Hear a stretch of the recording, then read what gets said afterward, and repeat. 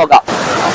ഈ കൈ വരുമ്പോ ഇപ്പൊ കത്തി കൊണ്ടുള്ളതോ കുത്തോ ഏത് രീതിയിലായാലും കുഴപ്പമൊന്നുമില്ല. അല്ലെങ്കിൽ നമ്മുടെ മുണ്ടിനെ മുറുക്കി പിടിക്കുക ഏത് തരത്തിലായാലും കൈ ഇത്തരത്തിലൊന്ന് മുറുകി ഇരുന്നു കഴിഞ്ഞാൽ നമ്മുടെ ഈ ബ്ലോക്കിൽ തന്നെ ഈ ഒരു മർമ്മ പ്രയോഗം നമുക്ക് ചെയ്യാൻ പറ്റും. കൗളിക്കാലം ചൂണ്ടുവിരലിനും പെരുവിരലിനും ഇടയിലായിട്ടുള്ള ഈ കൗളി മർമ്മത്തിൽ ആഘാതം ഏൽപ്പിച്ചു കഴിഞ്ഞാൽ സിമ്പിൾ ആയിട്ട് മുറുക്കി പിടിച്ച കൈ തീർച്ചയായിട്ടും നിവർത്താൻ പറ്റും.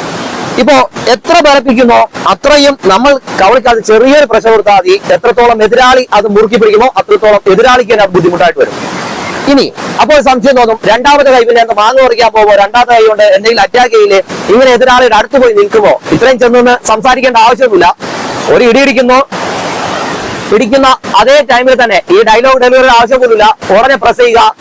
രണ്ടാമതായി മാങ്ങ പറിക്കാനും പോകില്ല, ഒന്നിനും പോകില്ല. അതാ കണ്ടോ.